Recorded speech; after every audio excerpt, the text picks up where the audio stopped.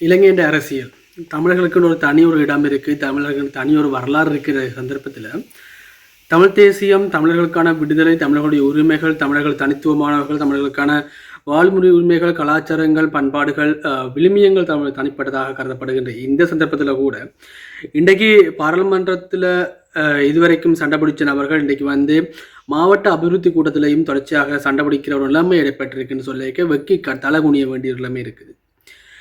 நேற்று 2 நாட்களுக்கு முன்னுக்கு தான் பாராளுமன்றத்தில் எங்களுடைய யாழ்மண்ணில் பிரதமர் சொல்லியிருந்த ஒரு முக்கியமான விடயம், வன்னி மாவட்டத்திலேயே அதிகளவான படித்தவர்கள் இருந்தார்கள், அவர்கள் தொடர்பான சிறந்த கல்வியறிவு, சிறந்த ஒழுக்கம், சிறந்த விழுமியங்கள் காணப்படும் சொல்லி இது எல்லாத்தையும் அப்படியே தூக்கி வலித்து சாப்பிட்ற மாதிரி ஒரு விடயத்தை தான் காய்ச்சிருக்கிறாங்க. இன்றைக்கு நடந்திருக்குது யாழ்ப்பாணத்தில் இடம்பெற்றிருந்த மாவட்ட அபிவிருத்தி குழு கூட்டத்தில் உண்மையாகவே இதுதான் இடம்பெற்றிருது. இதற்கு வெக்கி தலகூடிய வேண்டிய ஒரு விடயம் நாங்கள் எல்லோருமே.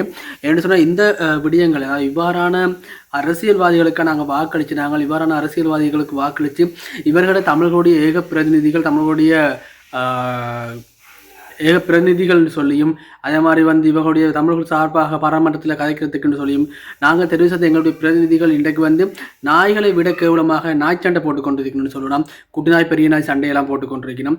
ஒரு வெக்கி தலகுனிய வேண்டிய விடயம். ஒரு முன்னாள் பாடசாலையுடைய அதிபர், அதே மாதிரி ஒரு வைத்தியர், இவர்கள் ஒரு அபிவிருத்தி சங்க கூட்டத்தில் இப்படியான ஒரு சண்டை பிடிக்கிறதுக்கும் இப்படியான ஒரு விடயத்தில் ஈடுபடுறதுக்கும் ஒரு வெக்கி தலகுனிய வேண்டிய விடயம். தமிழர்களுக்கான பிரதிநிதிகளாக தமிழுடைய அபிவிருத்திக்கான ஒரு குழு கூட்டத்தில் இவர்கள் இவ்வாறான ஒரு கீழ்த்தரமான விடயங்களை பேசுறதும், கீழ்த்தரமான விடயங்களை கதைக்கிறதும் எதிர்காலத்தில் தமிழ் தேசியம் எங்கே போய்கொண்டிருக்குது, தமிழ் தேசியத்துக்கான நடவடிக்கைகள் அதற்கான தமிழ் தேசியத்திற்கான அரசியல் எங்கே போய்கொண்டிருக்குது, அபிவிருத்திகள் எங்கே போய்கொண்டிருக்குன்னு சொல்லி மிக முக்கியமாக நாங்கள் உன்னிப்பாக கவனிக்க வேண்டிய, உன்னிப்பாக தெரிஞ்சு கொள்ள வேண்டிய விடயம்.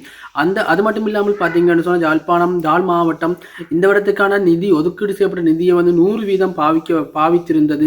இவ்வாறான ஒரு செயற்திறன் ஒரு மாவட்டம், ஒரு மாகாண பிரிவுக்குள்ளே இருக்கிற சந்தர்ப்பத்தில் இவ்வாறான ஒரு கையாளாகாத அரசியல்வாதிகள் அல்லது கையாளாகாத அல்லது தங்களுடைய தனிப்பட்ட சுய லாபங்களுக்கும் அரசியல் லாபங்களுக்குமாகவே தமிழக உரிமைகளையும் தமிழர்களுடைய பிரச்சனைகளையும் முன்னிறுத்தி கொண்டிருக்கிற இவ்வாறான அரசியல்வாதிகளுடைய முகத்திரிகள் எப்போ கிழிக்கப்பட போகுது, எப்போ இல்லாமாக்க போகிறோம்.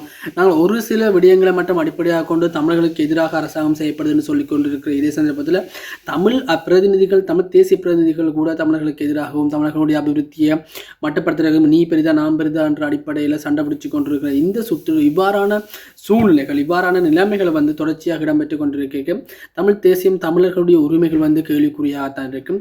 தமிழர்களை பற்றியும் தமிழ் அரசியல்வாதிகளை பற்றியும் இன்றைக்கு சிங்கள தேசங்களதும் சிங்கள இனவாதிகளுக்கு இடையிலும் எள்ளி நகையாடக்கூடிய வகையில தான் தற்பொழுது அபிவிருத்தி குழு கூட்டங்கள், முக்கியமாக வடமாகாணத்தினுடைய அபிவிருத்தி கூட்டங்கள், குறிப்பிட்டு சொல்ல போனால் யாழ்ப்பாணம் கிளிநொச்சி மாவட்ட அபிவிருத்தி கூட்டங்கள் இருக்குது. இதுக்கு மிக முக்கியமாக இருக்கிறது நாங்கள் ஏற்கனவே வாக்களித்த அந்த 24,000 வாக்கு தேவையில்லாமல் போட்ட ஊசி கட்சிக்கும், அதே மாதிரி ஏனி தமிழரசு கட்சியாக இருக்கலாம், இவர்களுடைய தேவையில்லாத இவ்வாறான பிரச்சனைகள் தான் தற்பொழுது இலங்கையுடைய அரசியலை கேள்விக்குறியாக இருக்குது. ஸோ தமிழ் மக்கள் நீங்கள் கொஞ்சம் புரிஞ்சு கொள்ளணும். இதனால் விடயங்களுக்கு எவ்வாறான அடுத்த வருகிற மாகாண சபை தேர்தலில் எவ்வாறான முடிவுகளை வழங்க வேணும்னு சொல்லி மீண்டும் ஒரு பயனுள்ள வீடியோவில் இணையலாம். நன்றி. இணைந்திருந்த அனைவருக்கும்.